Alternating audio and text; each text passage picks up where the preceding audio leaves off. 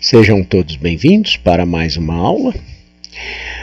Hoje nós vamos falar sobre o teorema do impulso e o princípio da conservação da quantidade de movimento. Tá? Vamos falar inicialmente sobre o teorema do impulso, fazendo exercícios resolvidos sobre ele, depois uma explicação teórica sobre o princípio da conservação da quantidade de movimento e exercícios resolvidos sobre ele. O teorema do impulso está lá na página 361 e o princípio da conservação da quantidade de movimento está lá na página 365 do seu livro texto. Bom, o teorema do impulso diz o seguinte: o impulso da força resultante num intervalo de tempo é igual à variação da quantidade de movimento do corpo nesse mesmo intervalo de tempo. Então veja, vamos demonstrar isso daí. Lá nas leis de Newton nós aprendemos que força é igual a massa vezes aceleração, né? Faça mais amor. E é uma grandeza vetorial a força e a aceleração, diretamente proporcionais, ou seja, a força resultante e a aceleração resultante, elas têm o mesmo sentido e a mesma direção. Lá no MOVE nós aprendemos que a aceleração é a variação da velocidade no intervalo de tempo, que também são grandezas vetoriais. Se eu substituir o vetor aceleração por vetor variação de velocidade sobre tempo, ΔV sobre ΔT, na fórmula da segunda lei de Newton, eu fico com essa expressão. Como aqui é multiplicação, ΔT pode passar aqui para o outro lado, ficando F vezes ΔT propositadamente, porque isso aqui me lembra o quê? Impulso, força vezes tempo. Isso vai ser igual a massa vezes variação de velocidade. A variação de velocidade é a velocidade final menos a inicial. E força vezes tempo é impulso. Então, o impulso ele é igual a massa vezes variação de velocidade, velocidade final menos inicial. Se eu aplicar a propriedade distributiva e distribuir aqui, eu tenho que o impulso será igual a m vezes v. Nós aprendemos isso na aula passada. Isso é quantidade de movimento, massa vezes velocidade. Quantidade de movimento final menos m vezes vi, quantidade de movimento inicial. Então, eu tenho aí o teorema do impulso de que o impulso de uma força resultante é igual à variação do momento. Então, esse é o teorema do impulso, que é essa equivalência entre o impulso e a variação do momento. Variação do momento linear, tá? Bom, o impulso, ele é expresso em termos de unidades Newton vezes segundo. A variação do momento, massa vezes velocidade, quilograma vezes metro por segundo. E isso é equivalente. E é fácil de ver, porque o Newton deriva de força, que é igual a massa vezes aceleração. Massa em quilogramas, aceleração em metro por segundo ao quadrado. Então, se eu troco o Newton por quilograma, metro por segundo ao quadrado, e multiplico por segundo, o segundo cancela. Com o quadrado lá de baixo, o que sobra? Quilograma, metro por segundo. E está demonstrado que as unidades são realmente equivalentes. Exemplo da aplicação do teorema do impulso. Lá na página 364, o problema 389 diz o seguinte: um corpo é lançado verticalmente para cima com velocidade inicial de 20 metros por segundo.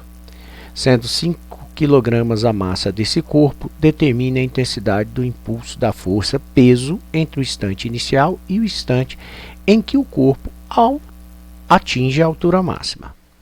Então vamos lá. O teorema do impulso diz que o impulso equivale à variação do momento linear.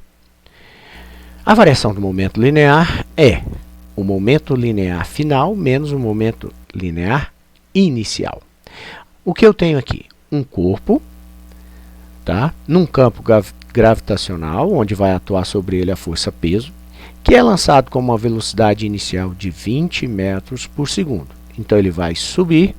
Essa velocidade vai diminuindo devido à ação da força peso, que desacelera, e ele atinge então uma altura máxima. Essa altura máxima é atingida exatamente quando a velocidade final é nula. E aí ele começa a cair. Pois bem, me interessa aqui esse movimento da subida, em que o peso atrapalha, né? O impulso será, portanto, a massa de 5 kg vezes a velocidade final, que é o momento final. Então a velocidade final, lá na altura máxima, é 0. Menos a massa vezes a velocidade inicial. A massa é 5 e a velocidade inicial, que ele começou o movimento, é 20. Estou calculando aqui a variação do momento. Eu vou usar o módulo, porque tanto o impulso como a variação do momento estão ambos na vertical. Se eu não tenho, se ambos estão na mesma direção, eu posso simplesmente sumir com a condição vetorial, tá certo? É como se eu estivesse aplicando o módulo, e o módulo do impulso vetorial é simplesmente a intensidade dele, tá? O cálculo do impulso. E a massa vezes a velocidade final é 5 vezes 0, dá 0, e no final é 5 vezes 20, que dá 100. Como é o módulo que eu estou calculando, eu não vou colocar menos 100, eu vou colocar mais 100. Unidade, quilograma metro por segundo, ou o equivalente, Newton vezes segundo, tanto faz. Essa é a resposta. Na página 364, o problema 392 diz o seguinte: uma partícula de massa 4 kg descreve um movimento circular uniforme com velocidade escalar de 10 metros por segundo. Então está aqui, ó.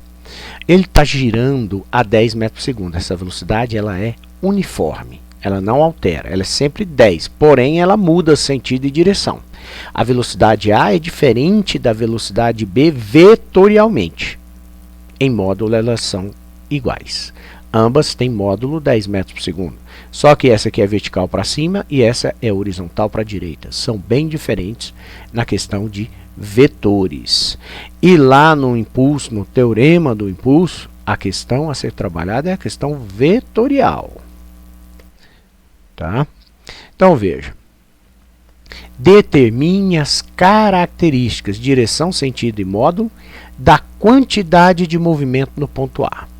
Então, no ponto, eu quero calcular a quantidade de movimento, que é massa vezes velocidade. Se eu quero no ponto A, então eu quero a velocidade no ponto A.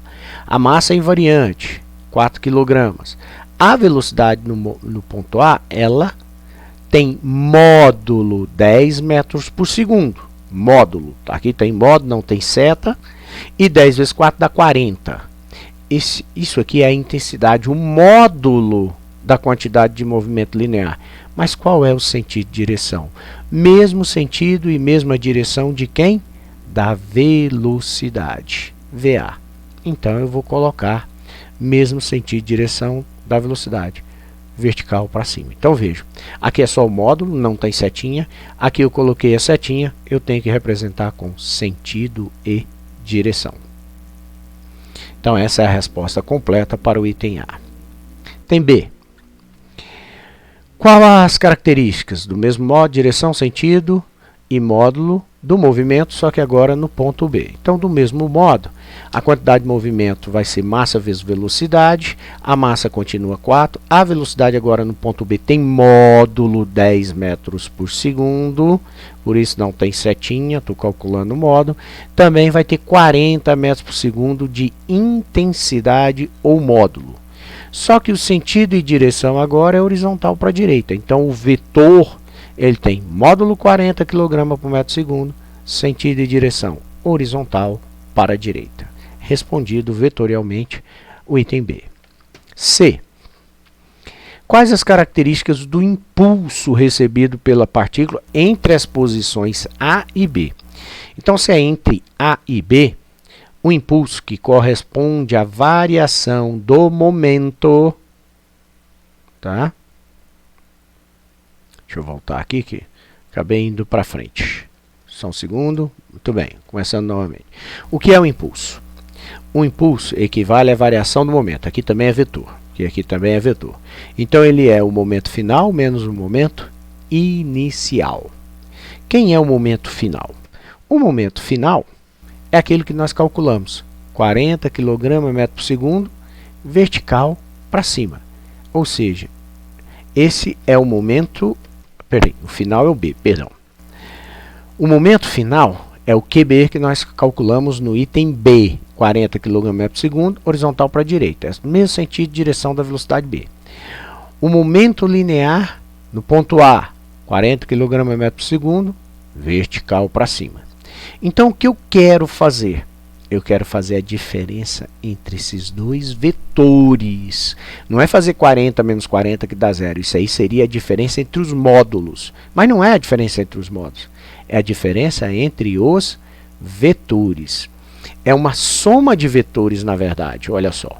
Eu tenho o vetor QA, que é isso, e o vetor QB, que é isso. Só que eu não vou fazer QA mais QB, que aí era transcrever e traçar a diagonal. Daria algo para cá. Eu quero fazer o quê?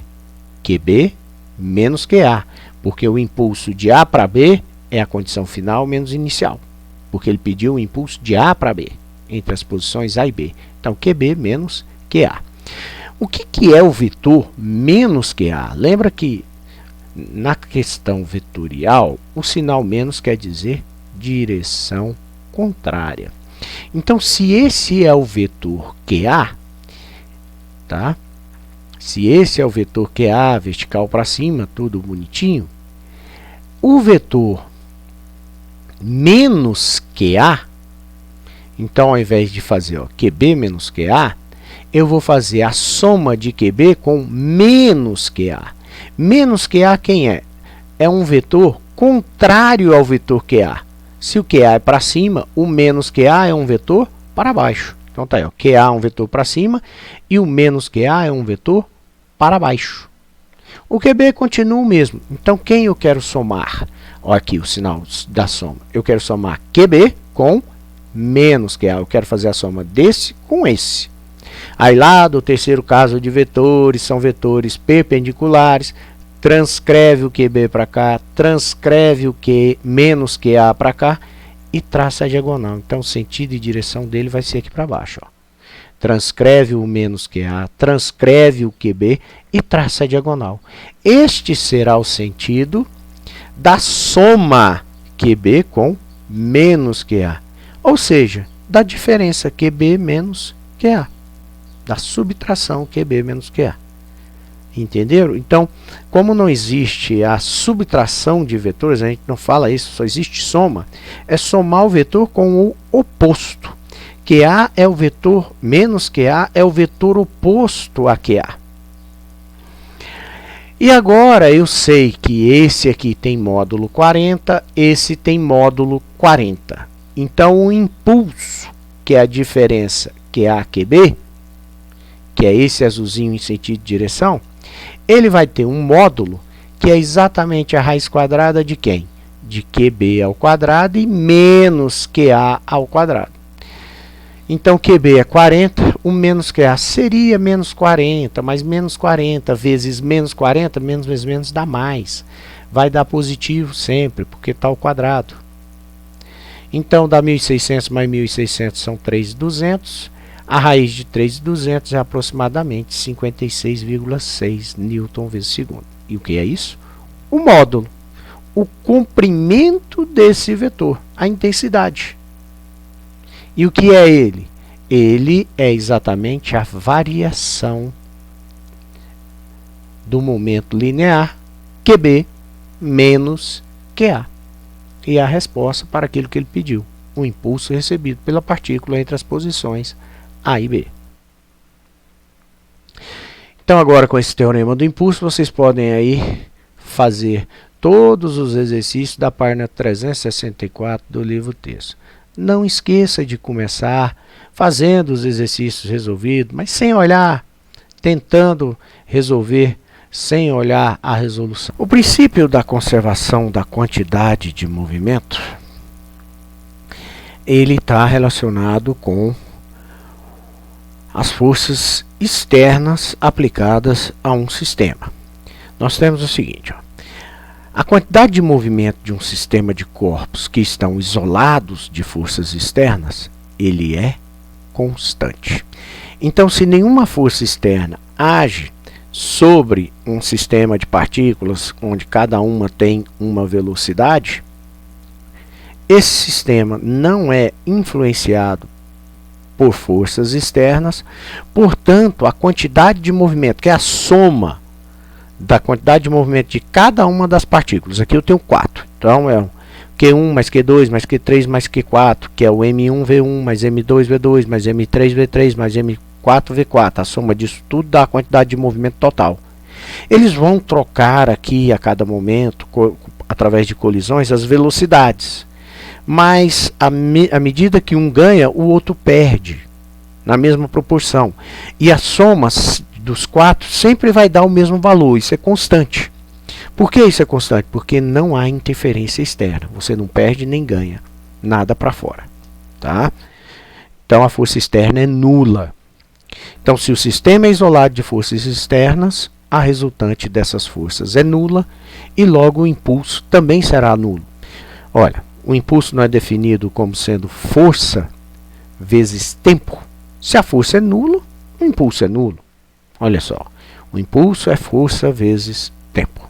Se a força for nula, a força externa, o impulso externo, ou seja, aquilo que é lançado de dentro para fora ou de fora para dentro, isso é nulo. Não há troca. Ok? Muito bem. O impulso, ele não equivale. Nós vimos que o impulso, ele equivale à variação do momento linear. QI é igual a delta. QI é ótimo, né? O impulso é equivalente à variação do momento linear. É óbvio que é uma condição vetorial, porque não está todo mundo numa mesma linha reta. Se tivesse, eu poderia tirar a condição vetorial, ficaria mais fácil, né? Muito bem. Relembra aqui que a variação do momento total, o que é o momento total? É a soma dos momentos individuais de cada partícula que compõe o seu sistema. Então aqui eu tenho 4, então aqui teria mais o Q4 e acabou. Ok? Isso me daria o Q. Mas o que é o ΔQ, a variação do momento linear total?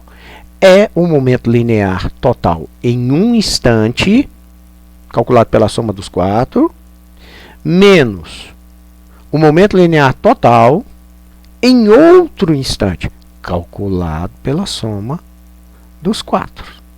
Q1, Q2, Q3, Q4, que é o Q de cada um dos componentes que formam o meu sistema. Tá? Muito bem. Então, o impulso, ele é a condição momento linear final menos o momento linear inicial. E esse impulso, ele não é nulo? É, porque a força externa é nula. Então, essa variação do momento linear também é nulo. O momento linear não é nulo. Quem é nulo? A sua variação. Ou seja, se QF menos QI é nulo, é igual a zero, passa o QI para lá, negativo vai positivo, o momento linear final é igual ao momento linear inicial e em qualquer outro instante, pois ele é constante. O fato dele ser constante é que determina o princípio da conservação. Tá? A quantidade de movimento de um sistema de corpos isolados de forças externas é constante. Então, QF é igual a QI. Como QA igual a QB igual a QC, onde A, B, C, D, E, F são momentos do seu sistema. Exemplo. Página 368, problema 395. Diz o seguinte. Uma peça de artilharia com 2 toneladas de massa dispara uma bala de 8 kg. A velocidade dessa bala, esse projétil, no instante em que abandona a peça é de 250 metros por segundo. Então, calcule a velocidade de recuo da peça desprezando a ação de forças externas. Muito bem, o que é recuo? Tá? Esse recuo, também conhecido por coice, né, é a questão da conservação do momento linear. Quando algo é jogado para frente, você gera uma força empurrando algo para trás. Lá no espaço, se você soltar um astronauta em repouso, ele não consegue sair do lugar. Ele gira em torno do seu centro de massa, mas ele está preso àquele lugar. Porque para ele ir em alguma direção, é necessário que ele lance algum objeto na direção oposta. No caso de armas de fogo, por exemplo, quando você faz o disparo, o projétil sai para frente com uma velocidade muito intensa. Obviamente, para que ele consiga fazer isso, ele tem que se apoiar, empurrando você para trás. Terceira lei de Newton, toda ação corresponde a uma reação. Esse é o recuo. O canhão, usado aqui como sendo a minha peça de artilharia, ela vai disparar esse projétil de 8 kg a 250 metros por segundo para frente. Obviamente que isso, para ir para frente, vai empurrar o canhão para trás. E obviamente ele vai se mover. É por isso que ele tem que estar preso ao chão, ou ele tem que ter apoios. Ele não pode ser completamente preso, senão ele racha, ele estoura. Ele tem que fazer esse recuo mesmo para servir de amortecimento, tá? A massa do canhão então é de 2.000 kg e a massa do projétil é de 8 kg. Calcule a velocidade de recuo da peça. Então, considerando aqui naquele instante bem imediato da explosão até a saída do projétil pela boca do cano do canhão, que acontece quase que instantaneamente, tá? Eu tenho o seguinte: a quantidade de movimento se conserva. Não tem ação de forças externas aqui. Então, o que o projétil ganhou de impulso, ele apoiou em alguém, devolvendo a esse alguém a mesma força. Ou seja, esse alguém ganhou impulso idêntico, semelhante. Muito bem. A quantidade de movimento, nós sabemos que ela é massa vezes velocidade. Então, a quantidade de movimento antes da explosão e após a explosão, ela tem que ser a mesma, ela tem que ser conservada, tá? Porque não há ação aqui de forças externas. O que eu tenho antes? Antes eu tenho o canhão e o projétil, e ambos estão em repouso, parados. Nenhum dos dois está em movimento, conforme o exercício aqui. Então a velocidade é nula, a quantidade de movimento antes da explosão é zero. E depois? Então, após a explosão, o projétil, que é a massa do projétil, sai com velocidade igual a 250 metros por segundo. Mas, antes disso, vamos analisar o seguinte. O que depois não é igual ao que antes? É. QF igual a QI, antes e depois devem ser iguais. O que depois é isso. E o que antes é isso, que vale zero. Se eles devem ser iguais, isso aqui tem que ser igual a zero. Porque o que depois é igual ao que antes e o que antes é nulo. Então eu tenho essa igualdade aqui, ó. MCVC mais MPVP igual a zero. Passa isso para lá, ele vai negativo. Muito bem. Tudo ocorre numa mesma direção linear? Sim. Então o que eu posso fazer? Eu posso aplicar um módulo. Então eu escrevi aqui para ficar bem claro para vocês que é importante ressaltar, tá? Deixar bem ilustrado, que quando todos os vetores possuem a mesma direção, então as velocidades, as forças, o impulso, a quantidade de movimento, vai estar todo mundo horizontal. A igualdade vetorial se transforma numa igualdade escalar. Então eu posso simplesmente aplicar o módulo, desprezar sentido de direção, vetorial transformando em escalar. Então fica só MCVC igual a MPVP. Tá? Esqueça a questão vetorial e o sinal. Bem, a massa do canhão ele deu é de 2.000 kg, a massa do projétil ele deu é de 8 kg e a velocidade quando sai aqui da boca do canhão após a explosão, 250 metros por segundo. Então 8 vezes 250, isso dá 2.000. 2.000 de cá com 2.000 de lá cancela, sobra 1. E essa é a velocidade em metros por segundo que o canhão sofrerá de recuo, ou seja, será jogado para trás a 1 metro por segundo, que é uma velocidade pequena, é mais ou menos a velocidade que aí você caminha a passos lentos, 1 metro por segundo. Esse recuo desse canhão, toda vez que há um disparo, se vocês prestarem atenção, ele é jogado para trás. Aí ele vai Aí coloca-se geralmente alguma forma de amortecimento, ele vai amortecendo, para e volta, e assim repetidas vezes vai efetuando seus tiros. O problema 398 da página 368. Uma bomba de massa M tem num certo instante velocidade horizontal de módulo 50 metros por segundo e explode em duas partes.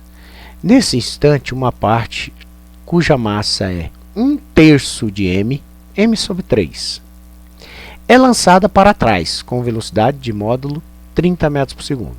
Determine o modo da velocidade com que é lançada a outra parte, obviamente para frente. Veja só, o que você tem antes?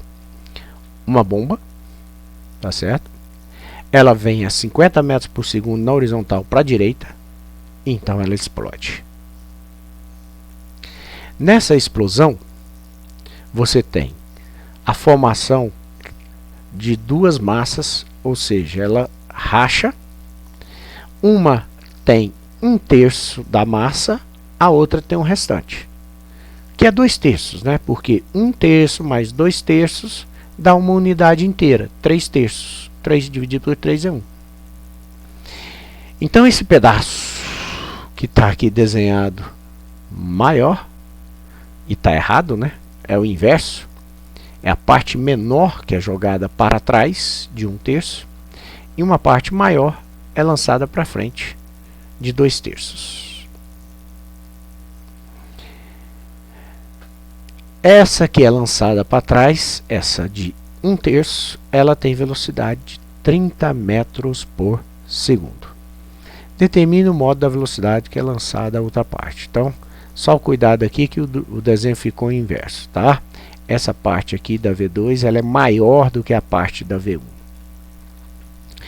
Bem, pela conservação do momento linear, o momento antes e o momento após a explosão, se não houve perdas, interferências externas, ele é conservado, são iguais. O que eu tenho antes? Antes eu tenho a bomba, que tem a massa m, esse massa da bomba vai ser simplesmente m, a uma velocidade de 50 metros por segundo na horizontal para a direita. Tudo aqui vai acontecer na horizontal. Se tudo vai acontecer na horizontal, eu posso tratar isso daqui sem ser de forma vetorial, tá certo? Então, o que antes ele vai ser simplesmente a massa m vezes a velocidade. A massa m, aqui ó, antes é só a massinha m, tá certo?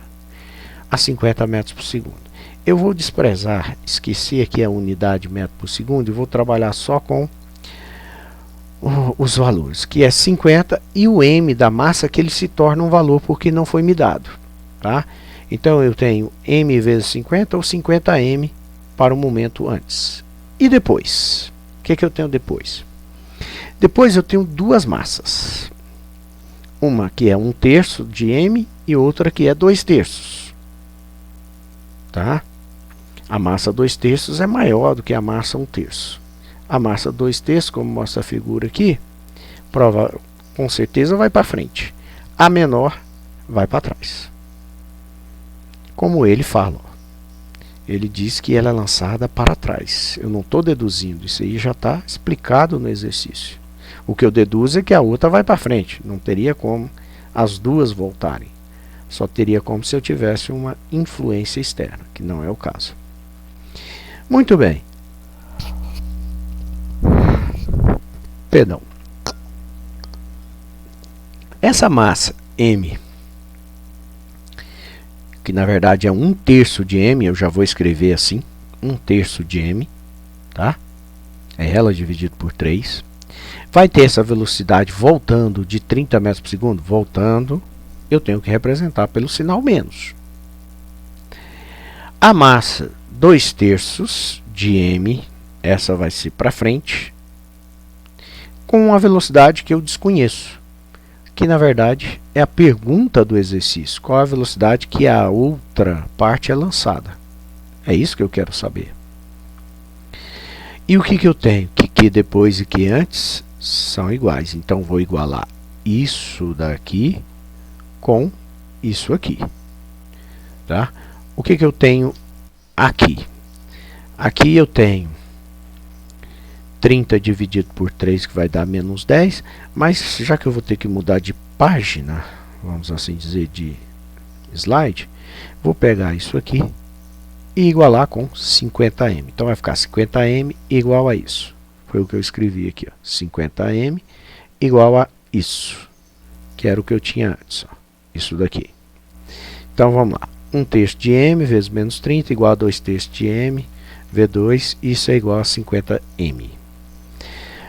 Maravilhosamente, né? O m aparece aqui, aqui e aqui. E eu vou poder cancelar para facilitar a minha vida. Aqui, ó, 30 dividido por 3 dá 10, permanece o sinal. Aqui não tem como simplificar. Agora é cancelar, desaparecer com o m. Posso ainda deixar, como foi o caso, eu só peguei aqui e passei, ó, menos 10m, ele vai para lá, ele vai somando. Vai ficar 50 mais 10, 60m. Do lado de cá sobrou 2/3 de m. Se eu tivesse cancelado todos os m's e estivesse fazendo a conta, vai dar a mesma coisa. Cancelo agora. Ou cancelo ainda mais na frente.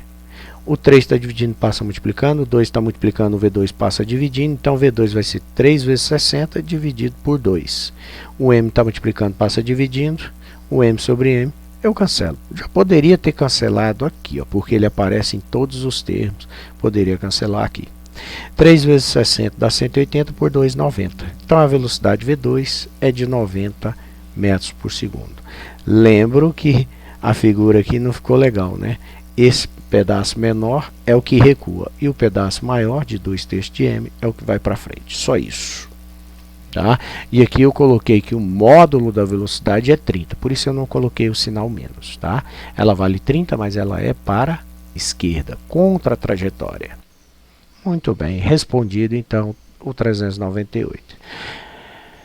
Eu vou ressaltar novamente que quando todos os vetores possuem a mesma direção, estão todos no mesmo alinhamento, tudo na horizontal, tudo na vertical, a igualdade vetorial se transforma numa igualdade escalar. Então, eu tenho aqui uma igualdade vetorial, tá certo? Que vai se transformar numa igualdade escalar. É só tirar a seta. E isso facilita muito, porque eu não preciso mais me preocupar com sentido e direção. Não vai ter uma soma vetorial usando Pitágoras, usando lei dos cossenos, mas para isso é preciso que todos estejam na mesma reta, no mesmo alinhamento, na mesma direção. Bem, a quantidade de movimento depois, que é a soma da quantidade de movimento de cada partícula, M1V1 mais M2V2, depois, tá certo? Você pode desprezar também a condição vetorial, que é só tirar a setinha. Antes a mesma coisa, você pode tirar a setinha, tá? Fica tudo mais fácil, porque aqui é uma soma escalar e não mais uma soma vetorial. Isso facilita muito, mas isso só pode ser usado quando todo mundo está no mesmo sentido e na mesma direção. Tá? E aí a igualdade, tá, do princípio de conservação de momento diz que Q antes e Q depois são iguais. Então, Q antes, que é isso, M1V1 mais M2V2, será igual a M1V1 das condições finais, mais M2V2 e assim por diante. Muito bem, vocês têm a teoria agora para resolver todos os exercícios da página 368 do livro texto de vocês, tá ok? É bem trabalhoso, mais uma vez eu relembro, não deixe de fazer os exercícios resolvidos. Um bom estudo para vocês.